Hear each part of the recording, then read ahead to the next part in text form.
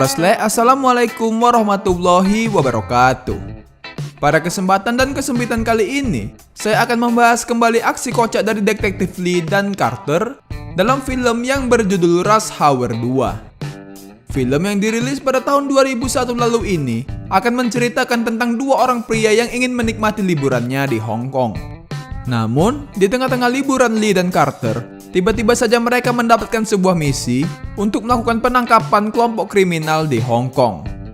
Lantas, dengan ini pun mereka harus terpaksa menunda liburannya sementara waktu. Oke, tanpa berlama-lama lagi, ini dia alur cerita dari film Rush Hour 2.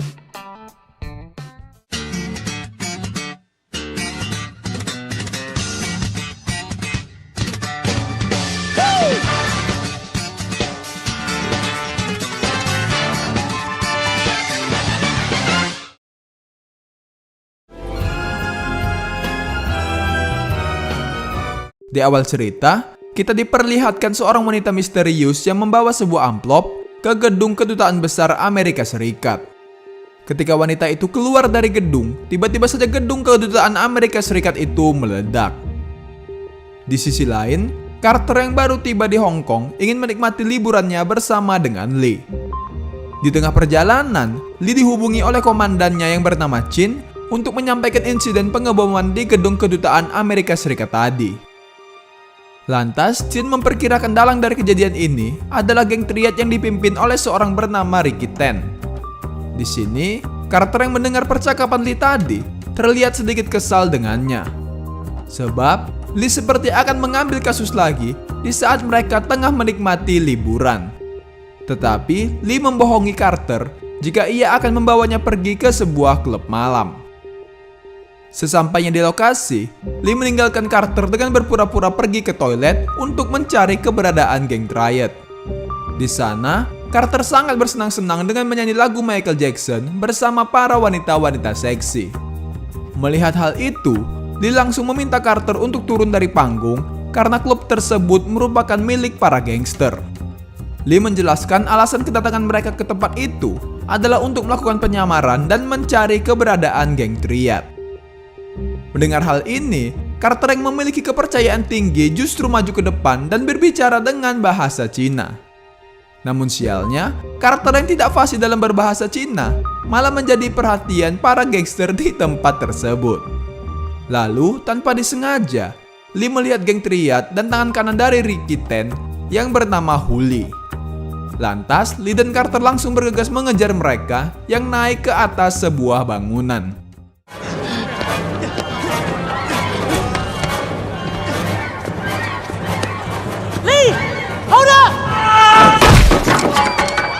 Oh, hell no.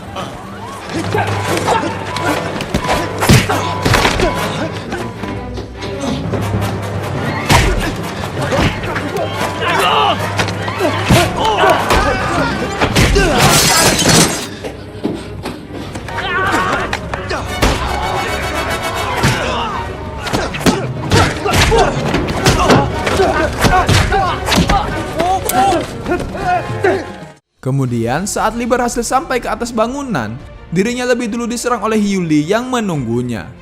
Sehingga membuat Lee harus bergantungan di sebuah bambu agar tidak terjatuh ke bawah.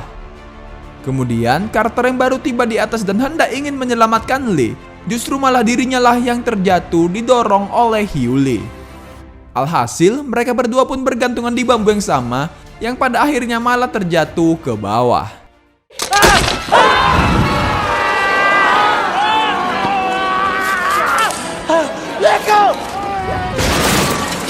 Keesokan harinya, Lee mengajak Carter ke tempat pijat sebagai bentuk permintaan maaf karena sudah membohongi dirinya. Di sana, saat sedang menikmati pijatan dari seorang wanita seksi, tanpa disengaja Lee melihat sosok Ricky Ten di tempat itu. Tanpa pikir panjang, Carter yang kesal melihat kehadiran Ricky Ten langsung bergegas untuk menghadapi dirinya. Ricky Ten, get up, dog. Let's go. Come on, I've been looking for you everywhere. Let's go. Now, I said get up. I ain't gonna say it again. Little Ricky. Get down. Lee yang melihat hal itu langsung bergegas untuk menenangkan Carter dan mencoba berbicara kepada Ricky Ten. Ternyata Lee dan Ricky Ten sudah saling mengenal satu sama lain. Di sini, Lee meminta Ricky Ten untuk menjelaskan tentang pengeboman kemarin dan memberikan kode kepada Carter agar segera pergi. Look, little man, you coming with... Oh my lord. Tetapi, Carter malah justru salah paham dengan kode tersebut, sehingga mereka harus berkelahi dengan anak buah Ricky Ten.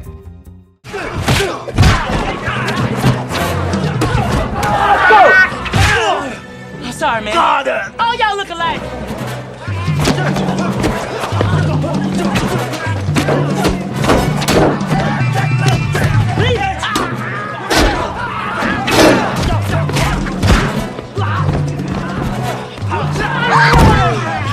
Don't worry, it's okay.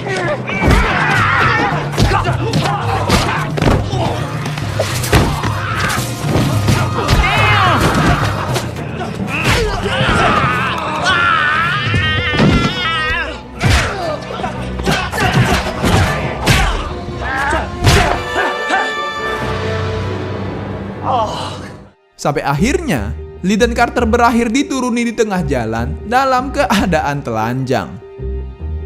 Di kantor kepolisian, Chin didatangi oleh seorang agen khusus dari Amerika Serikat yang bernama Sterling. Di sana, Sterling meminta FBI dan agen rahasia ikut membantu dalam kasus ini. Namun, karena ini masih di Hong Kong, Chin meminta agar detektif Lee ikut membantu. Beberapa saat kemudian, Lee dan Carter datang ke gedung polisi dalam keadaan bugil. Di sana, Lee langsung bergegas untuk mengenakan pakaian dan menemui Chin beserta Sterling di ruangan. Di sini, Sterling menjelaskan detail insiden pengeboman di gedung kedutaan Amerika Serikat dan meminta Lee untuk tidak ikut campur dalam kasus ini. Di waktu yang bersamaan, Carter yang keluar dari dalam ruangan bertemu dengan seorang gadis yang melakukan pengeboman di gedung kedutaan Amerika Serikat sebelumnya. Lalu, wanita itu masuk ke dalam ruangan Carter dan meledakkan ruangan tersebut. Lee yang melihat ledakan tersebut langsung bergegas mencoba menyelamatkan Carter karena ia mengira Carter masih berada di dalam ruangan itu. Kejadian ini membuat Lee benar-benar merasa sedih karena ia mengira Carter telah tewas di dalam ruangan tersebut. Padahal sebenarnya, Carter lagi asik berbelanja dan mengelilingi kota Hong Kong seorang diri. Can you direct me to Heaven on Earth massage parlor, please? 點解有勞光雞？ No, no, wait, wait. 靚嘛？ No, no, no, no. Stop! No! 我痛啊！ No, no! Stop! I'm warning you. Di sini, Carter tanpa sengaja melihat Ricky Ten dan anak buahnya yang akan pergi ke suatu tempat. Tanpa pikir panjang, Carter pun langsung memesan taksi untuk pergi mengikuti mobil Ricky Ten. Di sisi lain, Lee yang masih bersedih atas kepergian Carter tiba-tiba mendapatkan telepon dari Chin. Chin mengabarkan bahwa Ricky Ten akan mengadakan sebuah pesta di kapal pesiarnya malam ini. Lantas, ia meminta Lee untuk menyelidikinya tanpa harus menunggu kedatangan FBI. Kemudian, Carter dan Lee tiba di kapal pesiar secara bersamaan. Bedanya, Lee masuk ke dalam kapal dengan cara mengendap-endap.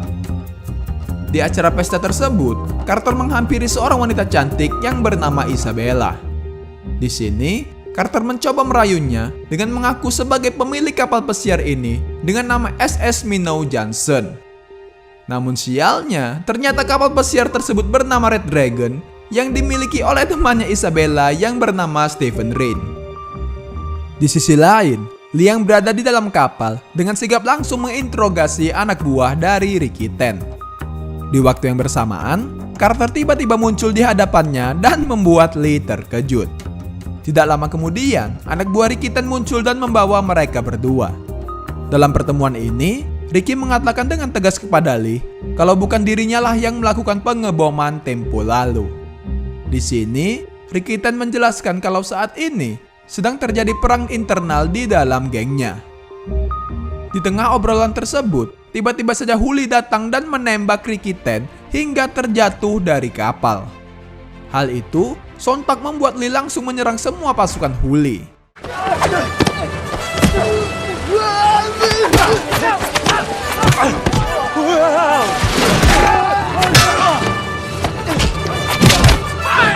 Kemudian, Carter yang mencoba untuk menghalangi Huli dapat dengan mudah dikalahkan. Man, just keep. I'm finna give you a LAPD ass kicking.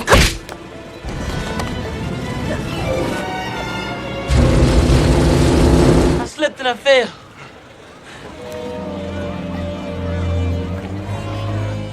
Singkat cerita, kejadian ini membuat Lee terpaksa dikeluarkan dari misi dan Carter harus dipulangkan ke Amerika. Sesampainya di bandara, Lee menceritakan semua rahasianya kepada Carter bahwa sebenarnya ia memiliki unsur balas dendam atas kematian ayahnya dalam misi kali ini. Ternyata, ayahnya dan Ricky Tan merupakan rekan kerja sewaktu di kepolisian dan menangani kasus penyeludupan 5 tahun yang lalu. Di waktu itu, ayahnya mengetahui bahwa Ricky Tan bekerja untuk geng Riot. Namun sayang, sebelum ia bisa membuktikannya, ia telah dibunuh lebih dulu. Mendengar hal itu, Carter menjadi sangat bersemangat untuk membantu Lee, lalu mengajaknya untuk pergi ke Amerika. Sebab, ia memiliki petunjuk mengenai kasus ini di sana. Carter memberitahukan sebuah teori kepada Lee. Pada saat di kapal Ricky Tan, ia melihat Steven yang terlihat sangat senang ketika terjadi baku tembak di sana. Hal tersebut membuat kecurigaan terhadap dirinya, dikarenakan jika terdapat suara tembakan, orang berkulit putih tidak akan tampak tenang. Sedangkan orang berkulit hitam akan tetap tenang jika terjadi sesuatu. Sesampainya di Amerika, Carter dan Lee langsung mengamati Steven di apartemennya menggunakan sebuah teropong. Di sana, mereka melihat Rain yang pada saat itu sedang bersama dengan Isabella juga. Lalu, ketika Steven keluar dari kamar, mereka berdua mendapatkan pemandangan yang sangat indah. Tanpa diduga-duga, tiba-tiba wanita yang melakukan pengeboman sebelumnya datang ke kamar Isabella dan memberikan sebuah paket. Melihat itu, mereka langsung berlari menuju ke kamar Isabella untuk mengambil paket tersebut dan membawanya ke atas gedung. Tetapi saat paket itu dilemparkan, tidak terjadi sebuah ledakan. Ternyata isinya bukanlah sebuah bom, melainkan sejumlah uang yang cukup banyak. Di sini terbongkarlah identitas asli dari Isabella yang ternyata merupakan seorang agen rahasia dari Amerika. Setelahnya, Isabella mengajak Lee dan Carter untuk masuk ke dalam apartemennya. Di sini, Isabella menjelaskan kalau dirinya sedang menyamar agar ia dapat membongkar kejahatan ilegal yang dilakukan oleh geng Riot dan Steven. Di mana saat ini, kejahatan yang mereka lakukan adalah membuat uang palsu dengan menggunakan pelat cetakan asli dolar Amerika. Sehingga, membuat orang awam yang melihatnya tidak akan menyadari jika uang tersebut adalah uang palsu. Tetapi, ada satu cara untuk membedakan uang palsu tersebut, yakni ketika uang palsu itu akan dibakar, maka api yang menyala akan berwarna merah, sedangkan uang asli apinya akan berwarna hitam. Seusai itu, Carter mengajak Lee untuk mendatangi sebuah restoran milik temannya yang bernama Kenny. Tujuan Carter mendatangi tempat itu untuk mencari informasi tentang uang palsu di sana. Namun, Kenny yang tidak menyukai kehadiran dari Carter dan Lee langsung menyerang Lee dengan taijutsu miliknya. We love to see that. We want to see. Come on, Kenny. Come on, Kenny. Come on! Come on, Kenny.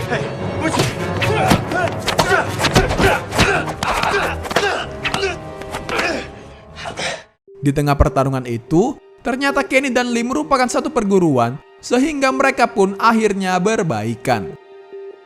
Lalu, Kenny memberikan informasi kepada mereka berdua jika ia pernah mendapatkan pecahan $100 baru dari orang-orangnya Ricky Tan. Awalnya, Kenny mengira jika uang itu adalah uang asli. Tetapi setelah uang tersebut dibakar oleh Carter, ternyata api yang menyala berwarna merah, menandakan bahwa semua uang itu adalah uang palsu. Kemudian, Kenny memberitahukan nama pria yang memberikannya uang palsu itu, yang bernama Zing dan bekerja di Rain Plaza. Tidak butuh waktu lama, Carter dan Lee langsung bergegas menuju ke tempat itu. Sesampainya di lokasi, mereka bertanya kepada staf di perusahaan itu di mana keberadaan dari Zing. Ternyata, staf yang mereka tanyakan itu adalah Zing sendiri. Lantas, ia langsung berlari keluar dari gedung. Ternyata, saat ini, Huli dan anak buahnya sedang berkumpul di sana. Lee dan Carter yang akan dieksekusi oleh Huli diselamatkan oleh Isabella yang berpura-pura memukul Lee hingga pingsan. Hal itu ia lakukan untuk tetap menjaga penyamarannya agar tidak diketahui. Barry. Killing girl. That's gonna cost you. 带车。 Yeah, done, child. Done, child. Okay, all right. Watch your back. Kemudian mereka diikat di dalam box mobil yang membawa banyak patung. Seusai sadarkan diri, Lee berusaha melepaskan ikatan di tangannya dan tidak sengaja menjatuhkan salah satu dari patung itu. Ternyata, patung-patung ini berisikan uang dengan jumlah yang cukup banyak. What are you doing? I'm taking this for evidence. Tak lama kemudian, ketika pintu mobil dibuka, mereka langsung menghajar para geng Triad dan segera kabur dari tempat tersebut.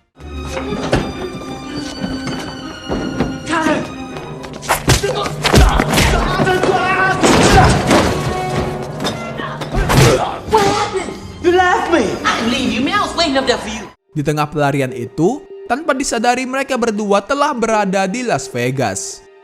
Di sana, mereka berada tepat di hadapan sebuah kasino yang bernama Red Dragon.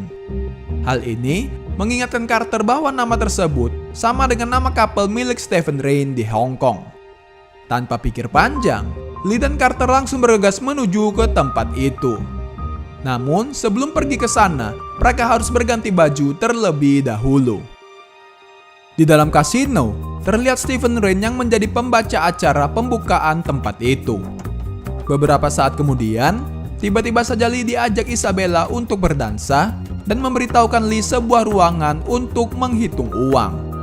Isabella meminta Lee untuk masuk ke ruangan itu karena ia memperkirakan plat uang dolar Amerika berada di sana.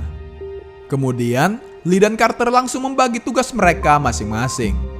Carter berperan menarik perhatian petugas keamanan, sementara Lee akan masuk ke dalam ruangan itu untuk mengambil plat tersebut. Carter mencoba membuat kerusuhan di meja judi agar para petugas keamanan mendatangi dirinya. Lalu, Lee memanfaatkan kesempatan itu untuk menyelinap masuk ke dalam ruangan tersebut. Namun sialnya, saat menyelinap masuk ke dalam ruangan, wajah Lee tersorot oleh CCTV. Hal ini membuat dirinya diketahui dan langsung dikejar oleh para petugas. Namun sialnya, saat Lee berhasil melarikan diri, ia malah justru bertemu dengan Huli dan para anak buahnya. Kemudian, Huli menangkap Lee dan memasukkan bom ke dalam mulutnya agar ia tidak melarikan diri. Setelahnya, Lee dibawa ke suatu ruangan untuk bertemu dengan pemimpin Huli yang secara mengejutkan adalah Ricky Ten yang ternyata masih hidup. Sedikit fakta, saat Huli menembak Ricky Ten sewaktu di kapal, itu hanyalah sebagai pengalihan agar Lee percaya bahwa Ricky Ten telah tewas terbunuh. Di sini, terdapat pula Isabella yang sedang menjaga penyamaran. Di sisi lain, Carter yang sedang asyik berjudi telah berhasil memenangkan uang sebanyak $500.000. Lantas, Ricky Ten yang melihatnya dari CCTV meminta anak buahnya untuk menyingkirkan Carter. Di saat Ricky Ten keluar dari ruangan, Isabella dengan cepat langsung membantu Lee untuk melawan Huli dan para anak buahnya.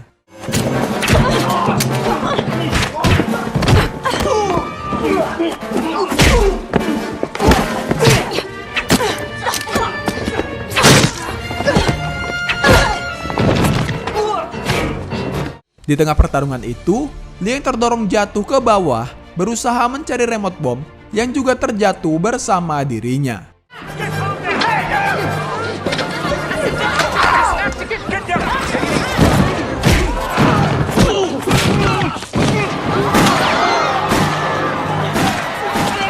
Oh man, this can't be good.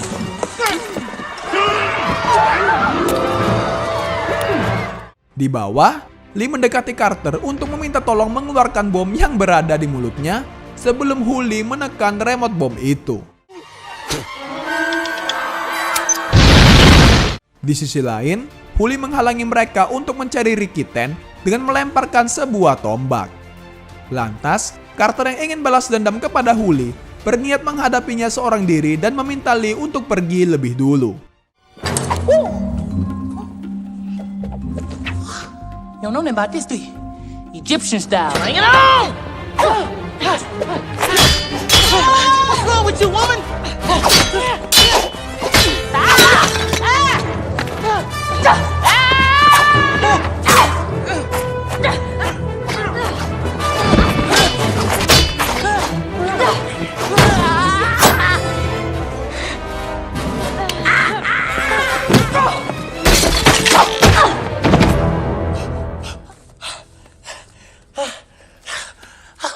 Pada pertarungan ini, akhirnya Carter dapat mengalahkan Huli dan membalaskan dendamnya. Stephen Rain yang berada di dalam ruangan mengambil plat cetakan uang untuk dibawanya kabur. Tetapi, ia langsung dihalangi oleh Ricky Ten yang dengan cepat langsung menusuknya dan mengambil plat tersebut. Tak lama berselang, Lee tiba di ruangan dan akan menangkap Ricky Ten. I'm already dead. How you doing? Lee, I see you got everything under control, man. I'm gonna go downstairs. Di sini, Ricky Ten mencoba memancing amarah Lee dengan mengejek almarhum ayahnya. Lantas, hal itu membuat Lee sangat marah dan ingin menembak Ricky Ten. Namun, niatnya tersebut tidak dapat dilakukan karena ia dibuat bingung dengan omongan Carter. Sehingga, Lee yang kehilangan fokus menjatuhkan pistol miliknya dan langsung diambil oleh Ricky Ten. Mengetahui hal itu, Lee dengan cepat langsung menendang Ricky Ten sampai terjatuh dari atas gedung. Setelah mengira semuanya telah berakhir, mereka kembali dikejutkan dengan kedatangan Huli yang masih hidup dan membawa bom waktu. Melihat hal itu, Lee dan Carter langsung melompat dari gedung untuk menyelamatkan diri mereka.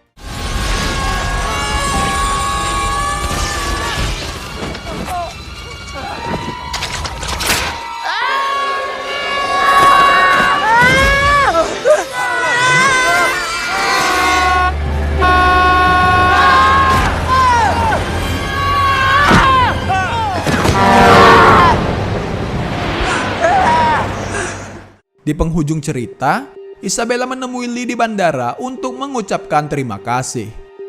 Lalu, Lee dan Carter juga memutuskan untuk berpisah di sini. Namun sebelum berpisah, Carter memberikan Lee uang senilai $10.000 yang ia dapatkan dari hasil menang berjudi di kasino sebelumnya. Kemudian, mereka berdua tidak jadi berpisah dan memutuskan untuk menikmati liburan sekali lagi.